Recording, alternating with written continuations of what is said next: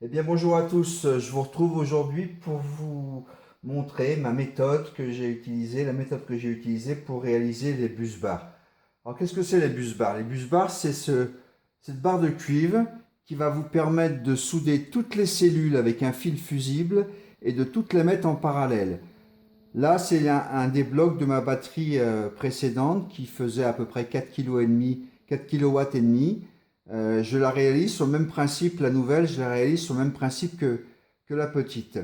Donc, le bus bar, c'est une série de 3 fils de cuivre qui sont entortillés ensemble, spiralés, on va dire torsadés ensemble, sur lequel vient se souder un fil fusible qui passe maximum 5 ampères.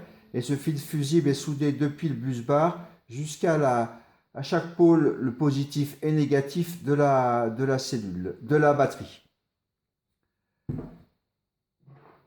Donc pour la batterie de 14 et quelques kilowatts, j'ai commencé à réaliser les bus bars.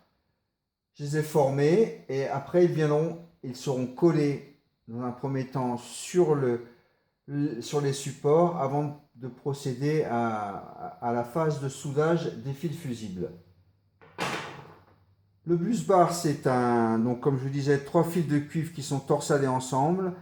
Pour les torsader, il y a toute une petite technique à faire. J'utilise un fil de cuivre domestique. Je vous montre tout de suite comment je fais. Pour la réalisation des bus bars, j'utilise un fil électrique de 2,5 mm du HO7VU que l'on trouve un peu partout, même dans les magasins de bricolage. C'est un fil prévu pour être utilisé sous gaine que l'on trouve en différentes couleurs. Je l'étends entre 2 points pour le dénuder, bien tendu, et j'utilise un cutter à lame rétractable pour le dépouiller. Je donne un léger angle à la lame et je recule doucement afin de couper l'isolant sur toute la longueur. Après, il suffit tout simplement de tirer sur le reste de l'isolant pour qu'il se décolle du fil de cuivre. Du coup, ça me fait un tas d'isolants de câbles que je recycle assez facilement. Je le donne à manger aux poules. Le seul problème, c'est qu'avec le fil bleu, le jaune d'œuf devient bleu. Bon, maintenant que vous avez dénudé et coupé vos fils de cuivre à la bonne longueur, vous voyez qu'on peut difficilement les utiliser sous leur forme actuelle. Ils sont vrillés, ils ne sont pas droits, ça va être difficilement utilisable. Donc pour ça, je vais utiliser la visseuse sans fil pour les remettre bien droits. Je vous montre ça tout de suite. Donc pour redresser ces fils, je prends l'extrémité du fil de cuivre, je bloque dans le petit étau, je serre bien, et de l'autre bout, je l'insère dans le mandrin de la visseuse. Je serre bien, je centre bien, je serre bien. Et là, je tire dans un premier temps sur le fil. Une fois que vous avez tiré à fond sur le fil, vous mettez en marche la visseuse.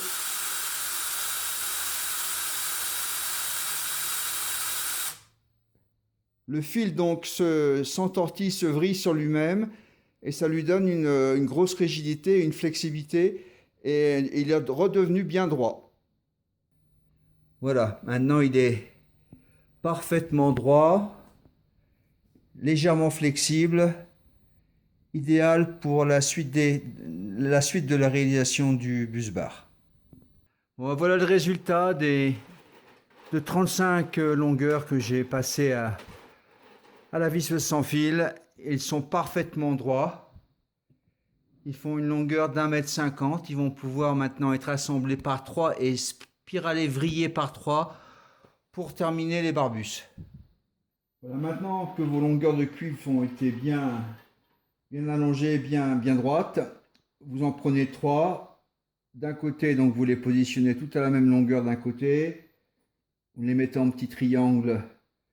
Moi, je mets un petit bout de scotch autour pour vraiment bien bloquer la petite botte de 3 longueurs.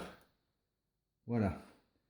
Et de l'autre côté, je vais faire pareil, de façon à être sûr que les 3 longueurs soient vraiment exactement de la même longueur. Ce qui va me permettre après de mettre toujours un bout dans le petit étau et l'autre bout dans la visseuse. Donc je positionne maintenant l'ensemble du petit fagot de 3 brins dans l'étau. Je serre bien. Et après je plie. Voilà, à 90 degrés. De façon à ce que si je tire dessus, ça reste bien fixé dans l'étau. Je tire à fond vers l'arrière de façon à mettre le fagot bien droit. Et j'y vais. Voilà, j'ai produit peut-être une cinquantaine de tours, ce qui a spiralé le bus bar. Donc voici les résultats. Il y a un ensemble qui est relativement rigide et qui représente donc 3 fils de cuivre de 2,5 mm², ce qui va me faire l'équivalent à un bus bar, un fil de cuivre de 7,5 mm². Voilà. Et ce bus bar va me permettre de collecter et de distribuer l'énergie électrique dans chacune des 80 cellules de chaque bloc. Donc quand votre bus bar a été préparé, là j'ai une longueur maintenant qui fait à peu près 1,30 m, il va falloir le former pour qu'il ait cette forme. Donc pour pouvoir réaliser ce bus bar et former ce bus bar, j'ai fait un gabarit sur une planche de bois avec des clous qui me permettent donc de tordre le bus bar à cet endroit bien précis, quelques éléments qui me permettent de le garder bien droit. Donc c'est tout simple, je positionne mon bus bar sur la planche de bois à un endroit, à l'endroit arrière du bus bar. Je visse bien pour bien le fixer, qu'il ne bouge pas. Ensuite, je commence à le former. Donc,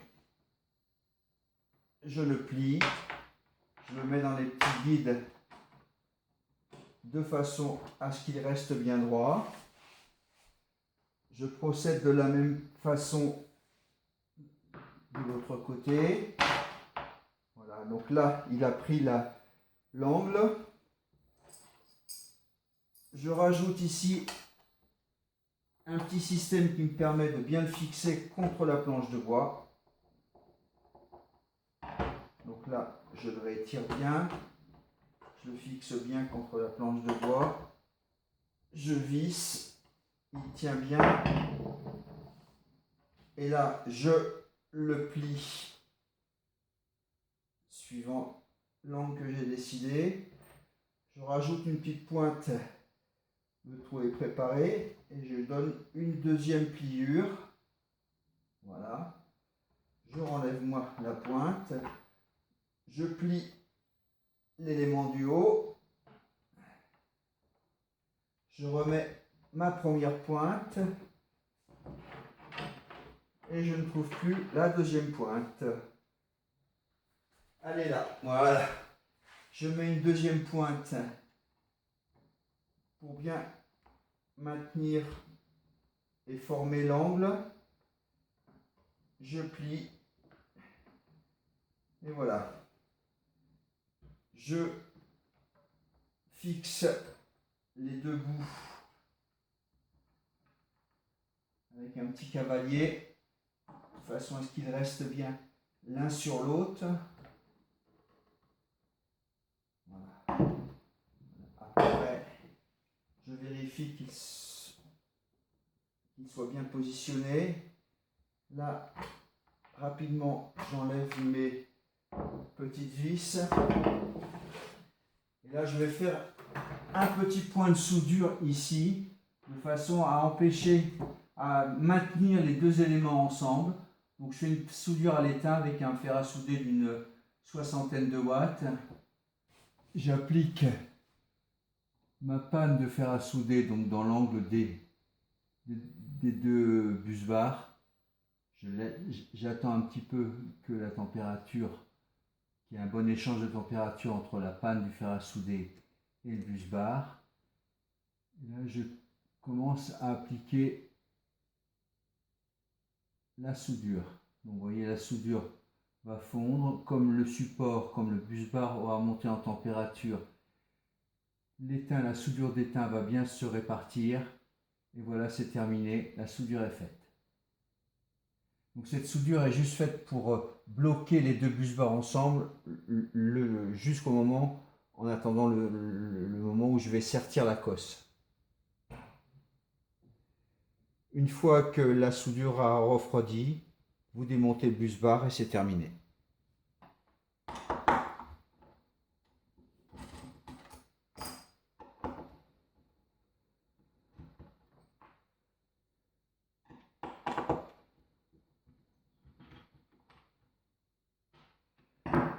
Donc voilà, le bus bar est terminé, il est soudé. Il faudra après couper à la bonne longueur, mettre une cosse de 25 mm et la sertir. Voilà, ça va être fini pour aujourd'hui pour la réalisation des bus bars. On se retrouve assez rapidement pour la mise en place et le collage des bus bars sur les blocs de batterie. On se retrouve pour le sertissage des cosses. J'ai une très très belle pince à sertir que j'ai achetée récemment. Sur l'application de la gaine thermo qui va isoler un peu le bout de la cosse. Voilà, tout ça, ce sera dans une vidéo à venir très très prochainement. Si cette vidéo vous a plu, et c'est ce que j'espère, n'hésitez pas bien sûr à me mettre un pouce bleu sur la vidéo et à vous abonner, surtout si ce n'est pas déjà fait, pour voir la suite de la réalisation de cette batterie. Je vous souhaite une bonne journée et à bientôt.